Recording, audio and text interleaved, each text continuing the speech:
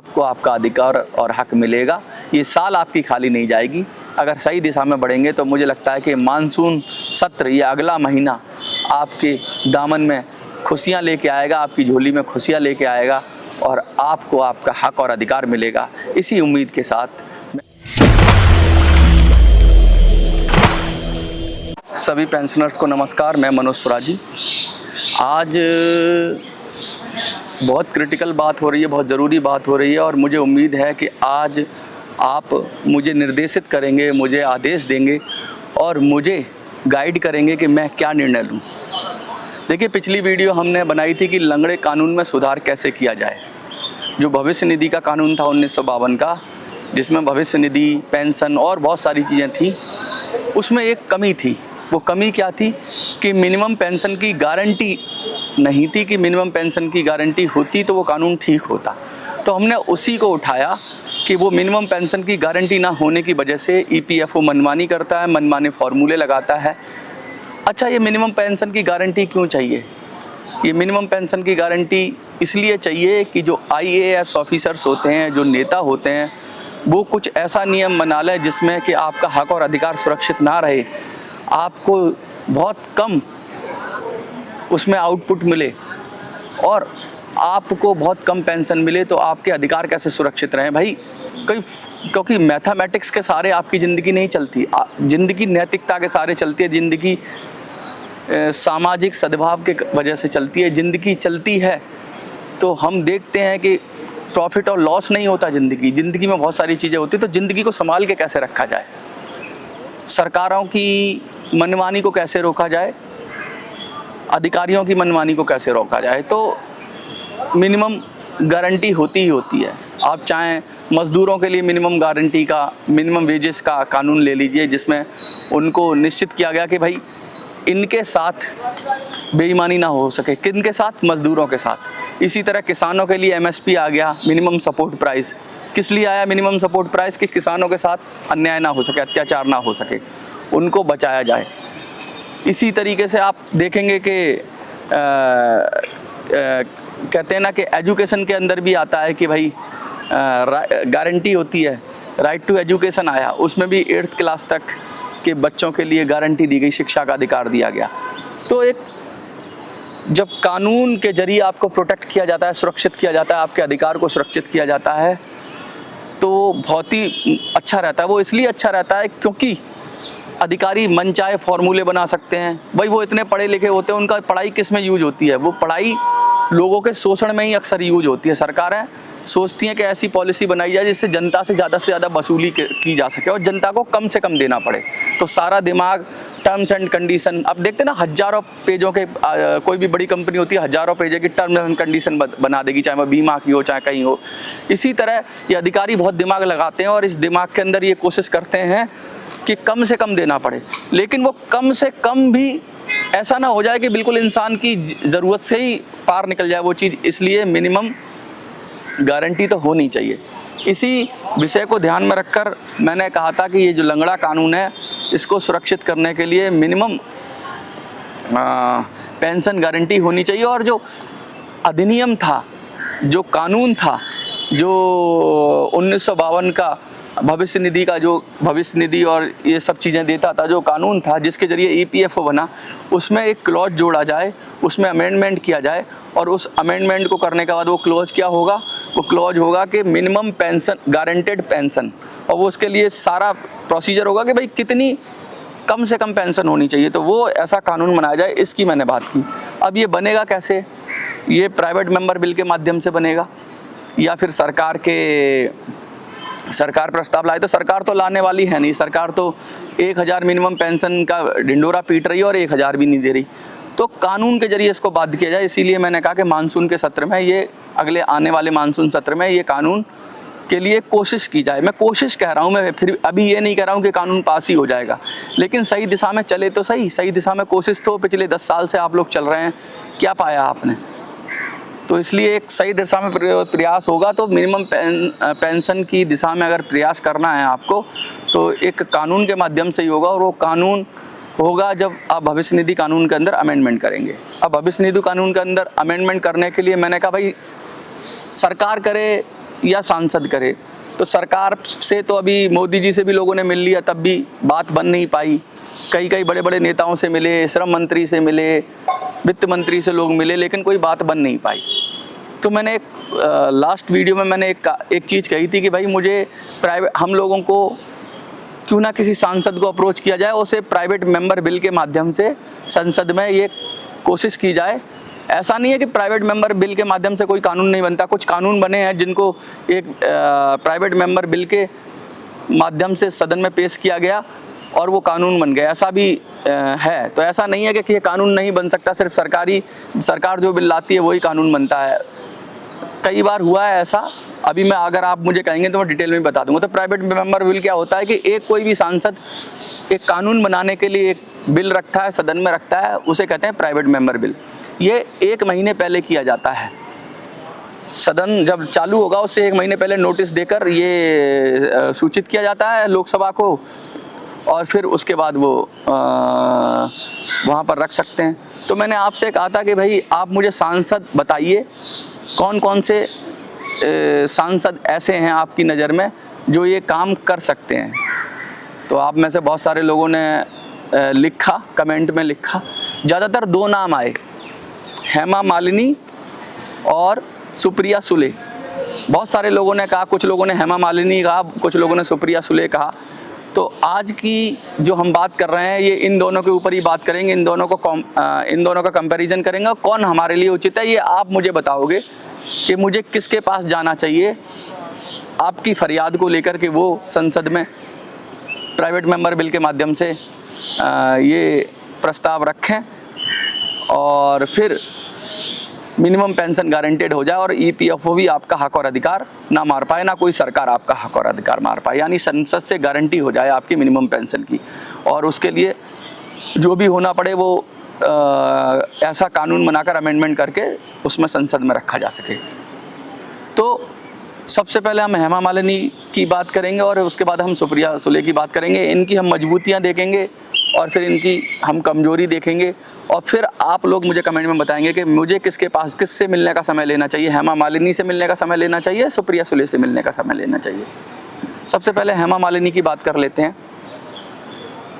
बहुत बड़ी अदाकारा थी हेमा मालिनी, और फिर जब वो आई राजनीति के क्षेत्र में तो मथुरा से सांसद हैं, उन्होंने काफ़ी कुछ किया और पेंशनर्स के कई बार उन पर भरोसा दिखाते हैं, क्योंकि उन्होंने शायद उनके ज़रिए श्रम मंत्री से, अन्य मंत्रियों से, प्रधानमंत्री से पेंशनर्स की मीटिंग हुई, तो पेंशनर्स उन पर काफ़ी भरोसा करते हैं। कुछ पेंशनर्स, मैं सबकी बात नहीं करता, लेकिन उस भरोसे का अभी तक कोई अच्छा परिणाम नहीं निकल पाया है। हेमा मालिनी जी से मैं व्यक्तिगत नहीं मिल पाया हूँ कभी भी, दूर से तो देखा है लेकिन व्यक्तिगत नहीं मिल पाया हूँ, तो इसलिए उनके बारे में मैं ज़्यादा तो नहीं बता सकता। लेकिन मोटी मोटी जो मेरे पास आई है कि उन्होंने जो राज्यसभा, हेमा मालिनी का जो राजनीतिक जीवन है वो लोकसभा की सदस्य हैं इस समय, और शायद 3 बार से लोकसभा की सदस्य हैं मथुरा से, और बीजेपी पार्टी से हैं, और कहते हैं मृदुभाषी हैं बहुत ज़्यादा। लेकिन अब तक उनके प्रयास सफल नहीं हो पाए हैं, मुझे ऐसा लगता है। हाँ, अगर हेमा मालिनी जी अगर ये प्राइवेट मेंबर बिल के माध्यम से रख दें हेमा मालिनी जी, तो क्या पता सरकार, लेकिन वो रख नहीं पाएंगी क्योंकि वो सरकार में बंधी हुई हैं और व्हिप ना जारी हो जाए उनकी, क्योंकि आपको पता ही है कि भाई जो सरकार में जुड़े हुए लोग हैं उनके सारे अधिकार एक तरीके से बड़े मुश्किल होते हैं उनको कि पार्टी की लाइन के अलग जाना या पार्टी के आकाओं के खिलाफ कर पाना। तो हेमा मालिनी की कमजोरी ये है, वो एक ताकत है उनकी, वो सत्ता के साथ हैं, और दूसरी कमजोरी ये है कि वो अपने जो सीनियर लीडरशिप है, चाहे मोदी जी, अमित शाह, उनके खिलाफ या उनकी बिगर क्या बोलते हैं रजामंदी के वो प्राइवेट मेंबर बिल रख नहीं सकती, मुझे ऐसा लगता है।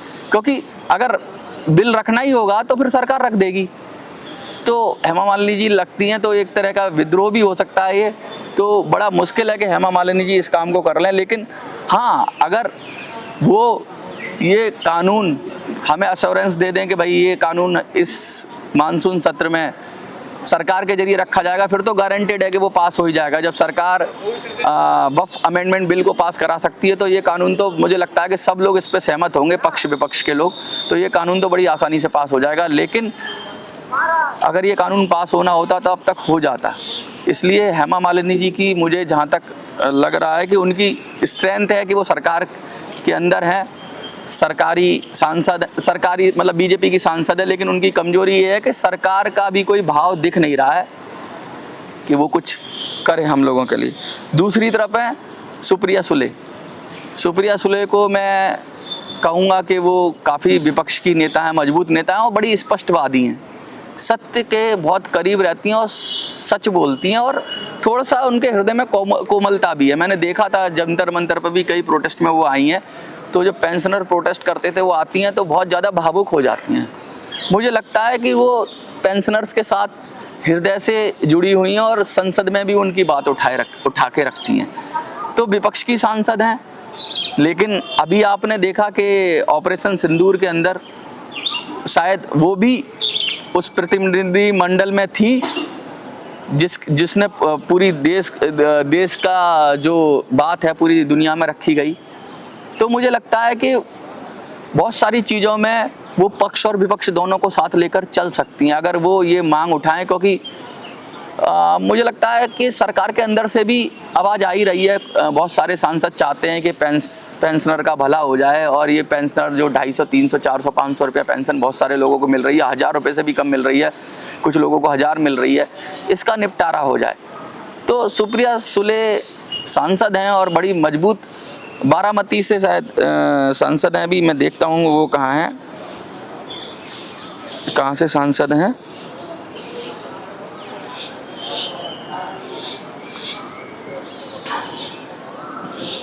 हाँ, बारामती से हैं, लोकसभा क्षेत्र से सांसद चुनी गई हैं ये, और बहुत मजबूत बैकग्राउंड से आती हैं, एनसीपी पार्टी से जुड़ी हुई हैं और महिला भी हैं और पेंशनर्स के मुद्दे पर तो बहुत ज़्यादा इमोशनल हैं और चाहती हैं कि पेंशनर्स का कुछ भला हो जाए। तो दूसरा ऑप्शन सुप्रिया सुले हैं।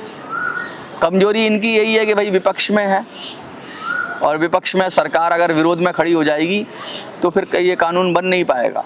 लेकिन मैं एक बात कहना चाहता हूँ कि ये इससे सरकार भी तो एक्सपोज हो जाएगी। कल तक तो सारे सरकार आपको, श्रम मंत्री भी आपको वादा कर रहे हैं, वित्त मंत्री भी आपको वादा करते हैं, प्रधानमंत्री भी आपको वादा करते हैं, पब्लिकली ना करें लेकिन बहुत सारे पेंशनर के नेता तो यही दावा करते हैं कि इन सब ने वादा करते हैं। अगर ये उस कानून के खिलाफ जाते हैं तो ये एक्सपोज हो जाएंगे और क्या पता इनकी पार्टी में ही दरार पड़ जाए, बहुत सारे सांसद क्रॉस वोटिंग कर दें। तो अगर सुप्रिया सुले एक तरह से कमज़ोर हैं कि विपक्ष में हैं, तो एक तरह से मजबूत भी हैं, क्योंकि ये आपने जब कश्मीर का मामला आया था 370 को हटाने की बात आई थी तो पक्ष विपक्ष के सब सारे सांसदों ने वोट किया था ना। तो ये भी मामला एक पेंशन का मामला ऐसा है, अगर पेंशनर के हित में कोई बात होगी, क्योंकि 7 करोड़ लोगों की बात है, 7 करोड़ से ज़्यादा लोगों की बात है, एज वेल एज जो पेंशनर्स हैं 80 लाख उनकी बात है। तो जिनका कंट्रीब्यूशन जा रहा है वो भी इसमें शामिल है। पूरा 8 करोड़ लोगों की तो कोई भी पार्टी इतने बड़े वोट बैंक के खिलाफ संसद में या सदन में खड़ी नहीं हो सकती।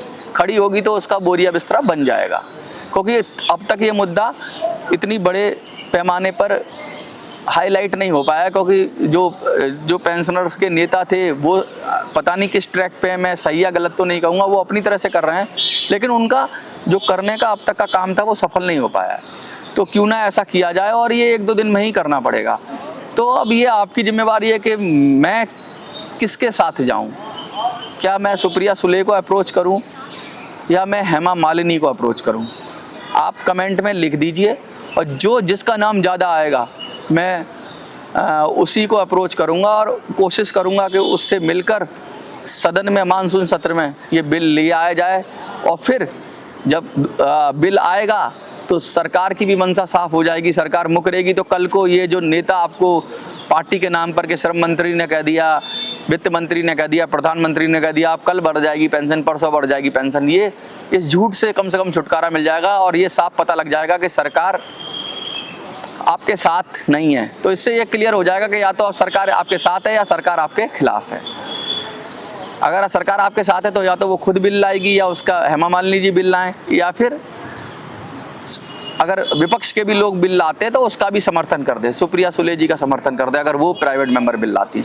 तो आप कमेंट में मुझे बताइए कि मुझे किससे मिलना चाहिए, और मुझे लगता है कि आप जो भी कहेंगे उस पर विचार करके मैं अगले 2-3 दिनों में इन सांसदों से मिलने की कोशिश करूंगा और उनको एक ज्ञापन के माध्यम से या उनको एक नोट के माध्यम से मैं बताऊंगा कि आप एक इस तरह का बिल, अमेंडमेंट बिल लाइए जिसमें भविष्य निधि जो 1952 का कानून है उसमें बदलाव हो और मिनिमम पेंशन की गारंटी उसमें जोड़ा जाए, जिससे EPFO मनमानी ना कर पाए और आपका हक और अधिकार सुनिश्चित हो पाए। कल को फिर आप ये 1000 pension minimum pension, 2000 pension minimum pension, इससे कुछ नहीं होने वाला।